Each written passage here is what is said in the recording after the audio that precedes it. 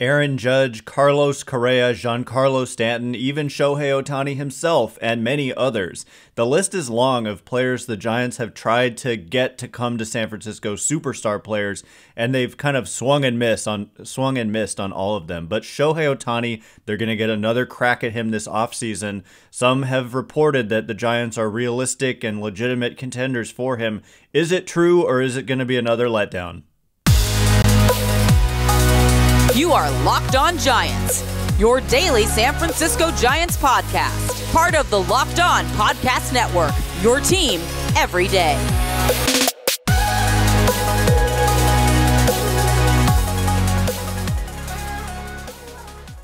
Hello and welcome to Locked On Giants, part of the Locked On Podcast Network, where it's your team every day.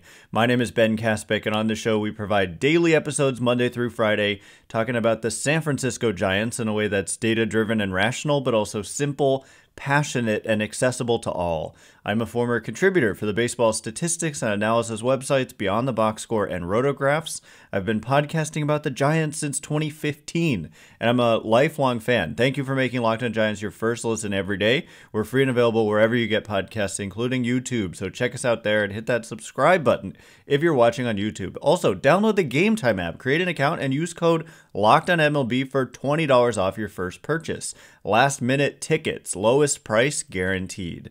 And coming up on today's show, it is a mailbag edition of the show. Thank you so much to everyone who submitted questions on Twitter. They're really hard for me to sort through. There's like a lot of questions, and it's like too complex of a task. It takes forever to basically sort these questions, and so we're going to rely on the robots like MLB should with its strike zone.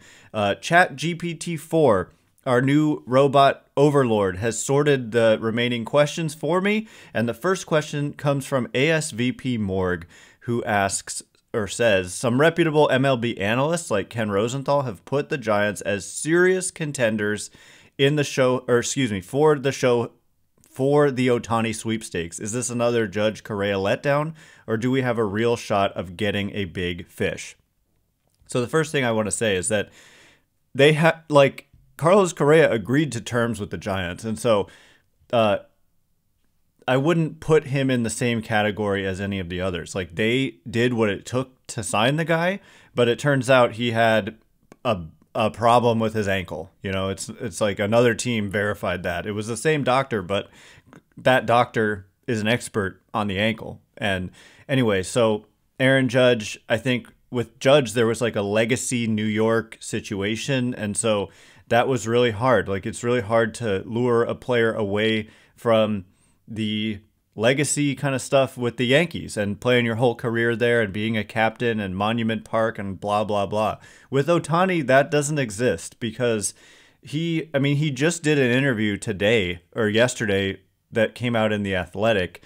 And basically he said it gets more extreme every day, his hatred of losing. And he just said he can't stand to lose. And so for the Angels, I mean, they have had him and Mike Trout.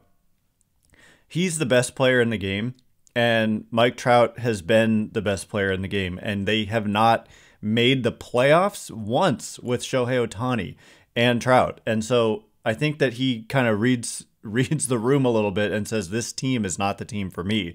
And so there doesn't exist that kind of legacy situation. He's a guy who can be drawn into your team, and the Giants were finalists last time Ohtani was available. I do want to just emphasize that one wasn't about money.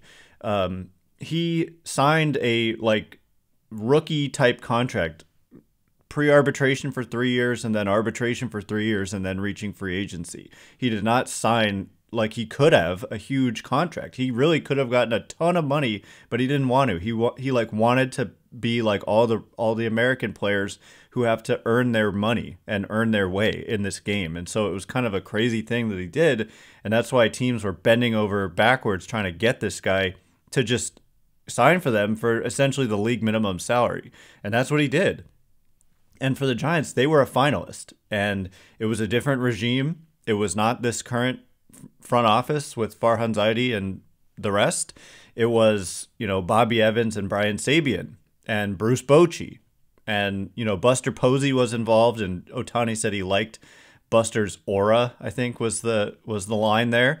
But Buster Posey, he's still, he's a part owner now. And so he would be involved again in those conversations. And I think the Giants having a good season is really important. If they can finish with a good record and make the playoffs and hopefully have a successful playoff run, then that would help. You can go to him and say, look, 2 years ago we won 107 games. Last year we fell flat a little bit, but this year we came back and we had another good season. And so it starts to look like, okay, the Giants are going places. And then having some young players have success and then seeing farm system rankings that are better than what they were last year because your minor leaguers are rebounding. I think that all of that potentially comes into play. And we've heard that he prefers the West Coast. We knew that from last time when he was initially coming over here. He, all the teams basically tried to get him, and then he selected a group of finalists, and almost all of those finalists were West Coast teams. I think the Cubs were also one of the finalists, but we've heard he has a preference for the West Coast. And ultimately, I think winning and West Coast are important to him. And so you look at, unfortunately, the Dodgers are going to be a team, I think, that people are going to consider the favorites for him.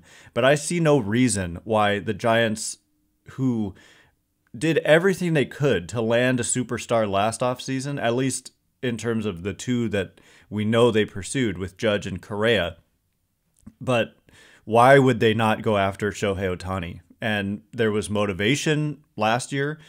So when you're up, it's highly competitive. And so are the Giants going to end up with him? I think most likely not. But are they, it's like winning the World Series once you make the postseason. Are you going to win the World Series? Most likely not. But do you have a chance? Yes, you do if you're in that postseason. And I think that the Giants do. And my mind, try to be optimistic mind goes to maybe he doesn't want to join the Dodgers and be just, one of multiple highly paid superstars and just kind of maybe he likes that adversarial, if that's the right way to say that word, kind of fit in that he could be on the team that's not the Dodgers and the rival of the Dodgers, and then also the legacy of Barry Bonds as a left-handed hitter in that ballpark. I don't know. I just kind of go there that maybe the anti-Dodgers is more appealing to what he to his personality. And I don't know. I don't know how much he liked the Giants last time. I do know that it was probably a big deal that he ended up choosing an American League team in the Angels, because the National League didn't have a DH. The Giants were going to use him in the outfield. And I think he wanted a DH. But now the DH is everywhere. And so who knows? Maybe if there was a DH, he would have, in the National League, he would have chosen the Giants.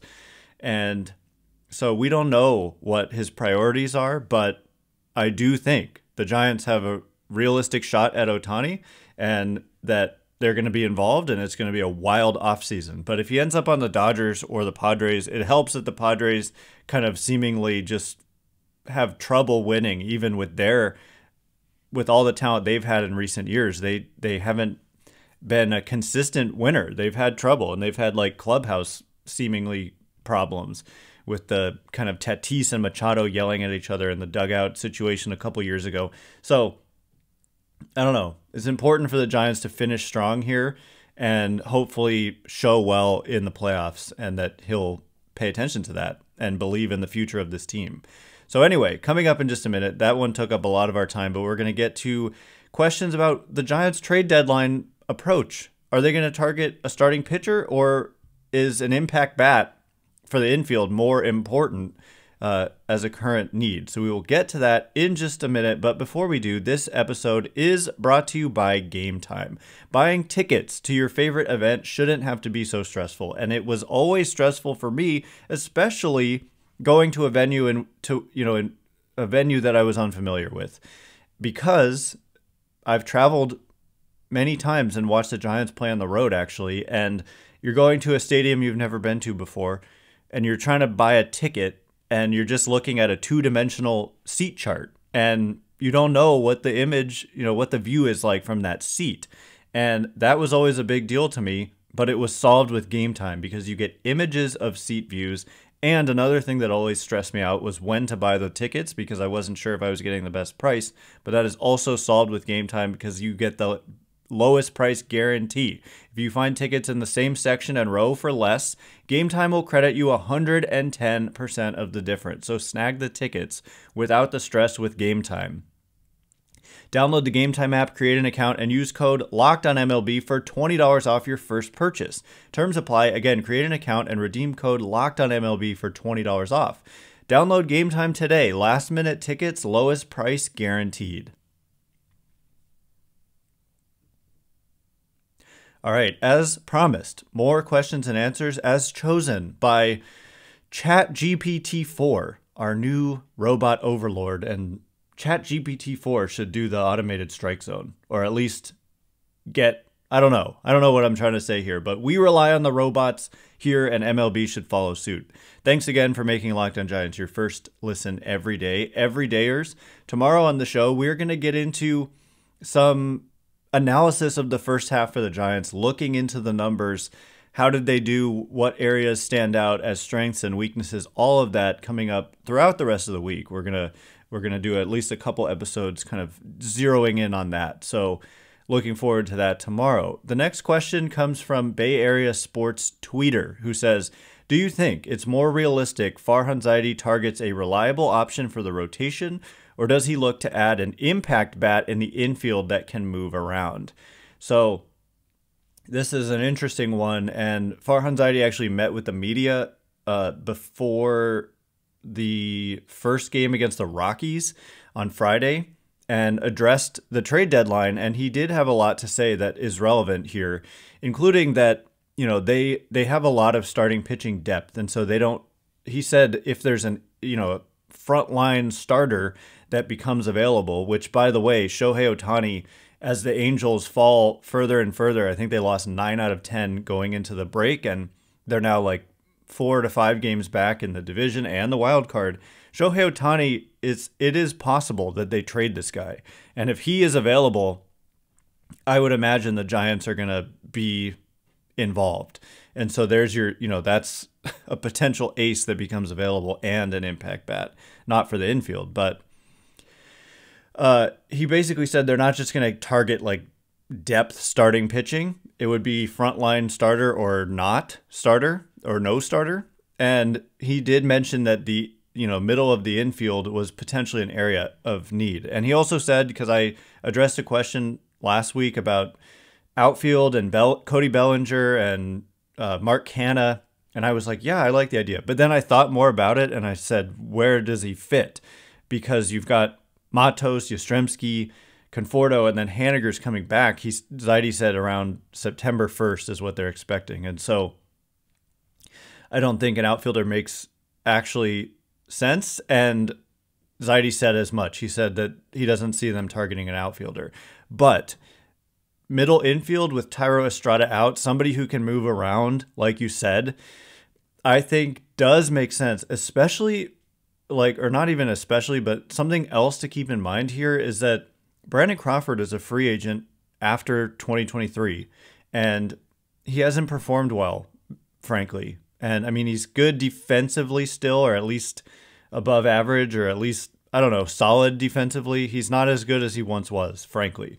And he's a legend, all that stuff for sure. But just being realistic about it, Giants don't have a shortstop for 2024. And if you look at the list of free agents this upcoming offseason, there aren't a ton of shortstop options. And so I could see them targeting a guy who can move around, who can play shortstop, who could be a piece that has more than just this year of club control. Just like the Giants got J.D. Davis last year with Evan Longoria entering the last year of, or playing out the last year of his contract. So Longoria leaves, and then they have a guy like J.D. Davis on the roster who can play third. And so I wouldn't be shocked, and I think it's almost a big need to have somebody in the mix. I know Casey Schmidt potentially could play shortstop, but he's really struggled at the plate. And based on what I've seen defensively, his best fit is definitely at third, where he can, I think his best fit is at third. Second base is also, he's good there, but the arm is kind of wasted at second base. He could play shortstop, but he might be below average at short, but really above average at third is what I've seen. And anyway, so just somebody who could move around this year and kind of, I look at Tommy Edman of the St. Louis Cardinals. I know he's hurt right now on the IL. He just went on the IL with like a wrist inflammation thing, had an MRI that came back clean. Cardinals are having a bad season. Edman has at least one more year of team control, maybe even two. So I'm not sure that they would trade him. Believe he went to Stanford, and so there's definitely like the Bay Area tie there. I don't know where he grew up, but he's a guy who can play short well defensively. He can play second. He also plays outfield, and he switch hits, and he's much better from the right side. So Brandon Crawford, you could platoon with him there with Edman this year. He can also fill in at second base as needed with Estrada out. Can move to the outfield to cover innings there or injury possibilities there. And so I really am intrigued by Tommy Edman. He's also just really athletic and steals a lot of bases. So it kind of brings an element that the Giants don't totally have. Although he's not an impact bat, he is really good against left-handed pitching and like okay against right-handed pitching. But the defense and the speed make him just a valuable player. And so that's someone to watch for me, and just someone like that who's versatile and also has more than just this year of team control is, I don't know, that's just on my mind. So in terms of what's more realistic, not a reliable option for the rotation, because unless it's a frontline guy, that's what Zaidi even, like he said. And so therefore that's the answer. But impact bat, those guys don't grow on trees. And so I'm going with the bat for now. Felix says, what guys do you see getting extended after this season for the Giants? And so I'm not 100% sure what you mean by extended, because, Logan Webb was extended. That what an extension is like they're already under team control and you add more team control. And I think what you kind of mean maybe is like guys who are going to be free agents at the end of the year. Who do I see them bringing back? And I'll just run through some of the guys who are free agents. Jock Peterson is a free agent, and I could see the Giants wanting to bring him back for sure. Just like last year, I saw them potentially wanting to bring him back. But if you end up with a Shohei Ohtani, for example, then there's your DH spot, and they probably don't bring Peterson back. And so, yeah, I'm not sure that they would kind of rush out to sign this guy.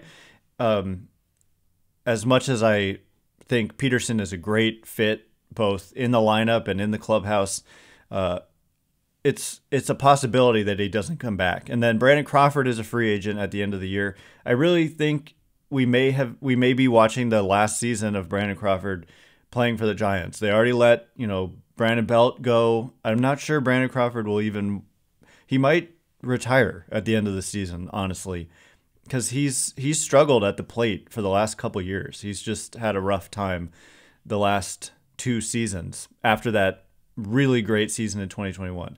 So this could be it for Crawford. Alex Wood is a free agent at the end of the year, and based on how things have gone, I don't really see them bringing him back, and they might get kind of caught with Ross Stripling and Sean Manaea opting into next year. They have an opt-out after this year, but they have performed relatively poorly, not great. They haven't been great. And so you're looking at like Logan Webb, and there's a club option for Alex Cobb, so he will be back, assuming he, stays healthy and effective. The Giants will pick that up. So you've got Webb, you've got Cobb, and then you're maybe stuck with not stuck. Manaea's been good out of the bullpen. Stripling, I believe, can turn it around, but you would kind of have that would be 4 guys. And then Anthony DeSclafani is under contract, no opt-out, just $12 million for next year, and that would be the last year of his deal. And besides that, I mean, everybody else, there's a player option for Michael Conforto, and currently it's, to me, looking like he would probably opt in as well. And other than that, Jacob Junis, John Brebbia, and Scott Alexander are free agents. I would imagine they try to bring back Brebbia and Alexander. Maybe Junis hasn't had the best season, and the last half of last season wasn't great either. And so I think maybe Brebbia and Alexander being brought back, but maybe Junis not. And everyone else is under contract for next season. Those are the only guys who are free agents. Anyway, coming up in just a minute, we are going to get into how did the injuries the Giants have affect their possible deadline moves, and who do I think they would be willing to give up at the trade deadline? So we will get into those questions in just a minute. But before we do, Locked on Giants is sponsored by BetterHelp. Whether you're dealing with decisions around your career, relationships, or anything else, therapy helps you stay connected to what you really want while you navigate life, so you can move forward with confidence and excitement. And I know for me personally, I have dealt with trials and tribulations at various times in my life, and I am someone who was like resistant to the idea of therapy. And so if you're like me and you're resistant, all I can say is that it is something that is worthwhile for kind of no matter where you are in life. I think that it's easy to get caught up in whatever it is that you're doing in your life, and being able to take that step back and reflect inwards, I think is really valuable. So if you're thinking of starting therapy, you should really give BetterHelp a try. It's entirely online, which is designed to be convenient, flexible, and suited to your schedule. So let therapy be your map with BetterHelp. Visit BetterHelp.com/LockedOnMLB today to get 10% off your first month. That's BetterHelp, HELP.com/LockedOnMLB. All right, as promised, more questions and answers, including the next one coming from, who is it coming from? It's coming from James, who says, how do the injuries affect the Giants' possible trade deadline moves? Thanks again for making Locked on Giants your first listen every day. Everydayers, throughout the rest of the week, and specifically tomorrow, we're going to start diving into the first half numbers for the San Francisco Giants. What are their strengths and weaknesses? And this kind of ties in with this question. So some of their weaknesses are because of the injuries. They've had so many injuries to so many guys, and include in terms of how do the injuries affect their possible trade deadline moves. I think that in the outfield, I kind of already alluded to this, but the timeline for Mitch Haniger being September 1st as a return to play date makes it so I don't see them adding an outfielder. And that's basically what Farhan Zaidi said, because when Haniger comes back, you've got a full outfield with him and Yastrzemski platooning with Slater and Michael Conforto. Like, none of those guys are not going to play, and you've got Jock Peterson at DH, and so you can't just move like Conforto to DH and add an outfielder that way. And I didn't even mention there Luis Matos, and so I think it's worth letting him continue to play. And then they've also got a guy like Elliot Ramos tearing it up right now in AAA, and they've got some other, I'm kind of forgetting, Blake Sable, plays some outfield as well. And so I don't think that the injury to Haniger affects it too seriously. And for Thairo Estrada, the injury to him, a broken hand, 4 to 6 week timeline, it helps that the All-Star break kind of eats up some of that time. And yeah, I mean, 4 to 6 weeks, I think that would put him, in like late July to mid-August, something like that. Or maybe early August to mid to late August, something like that. I don't remember exactly when he got hurt. It's already July 11th. It was like almost just a week ago, right? It was Sunday, not this, obviously last Sunday, but the Sunday before that. So we're just a week into it. And I'm going to try to do the quick 1, 2, 3, 4. Yeah, it would be late July or mid-August. And so I think that they could kind of survive without making a move there. Although Zaidi did say when he met with the media that they have to weigh the kind of options of giving Casey Schmidt and Brett Wisely opportunities at second base versus the possibility of acquiring players from outside. And so it is interesting that he kind of did say that it was a possibility to add middle infielders, but he said not so much in the outfield. And that tells me that they are, in fact, looking at middle infield options. And someone like Tommy Edman, who just got hurt, otherwise to me would have made a lot of sense. Somebody who can play that shortstop position next year, that's kind of what I'm looking at and is versatile. Can play short, can play second, and then if you can also play outfield, all the better. So I think it definitely affects them in terms of second base, but none of these guys are like out for the season, and so that helps. Anyway, the next question comes from DC, who says, what/who do you think they will be willing to give up at the deadline for an arm or even an extra everyday player?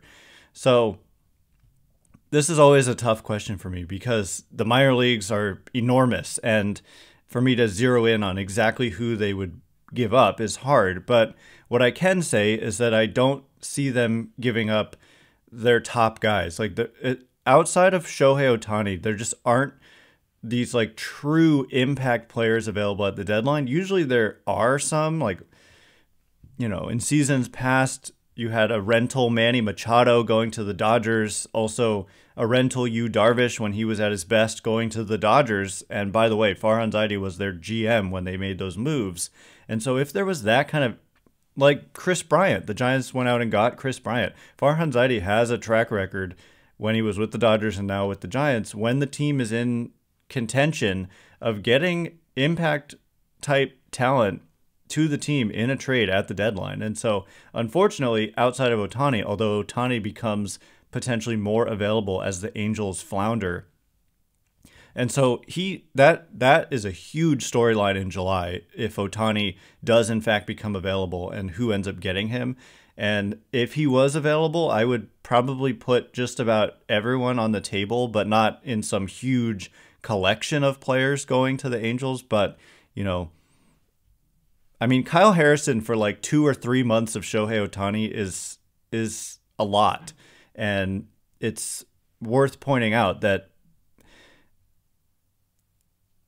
you can make a case that it's too much, even though Ohtani is so good. It's a rental, and rental players just don't have that high of a cost typically, but he's a special one. And so I actually don't know how to answer this question precisely, like who and what do I think they'd be willing to give up. I do just want to say that some of the guys like David VR, who, is on the 40-man and has had minor league success and has some major league experience, I think there are a lot of teams that kind of like that kind of player in addition to prospects who haven't yet debuted.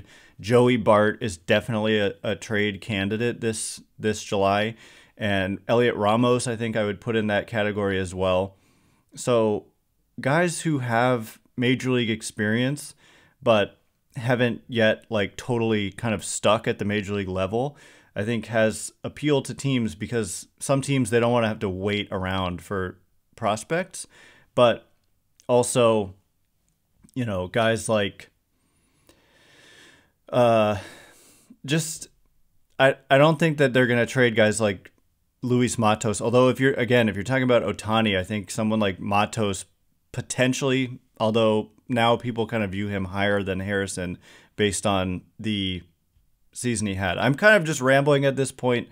I don't know. That it's so hard for me to tell you exactly who they would be willing to give up, but I think they have a pretty deep system. And so there are guys, there are definitely guys like Von Brown and Grant McRae, guys like this who have a lot of upside, but maybe have some question marks as well.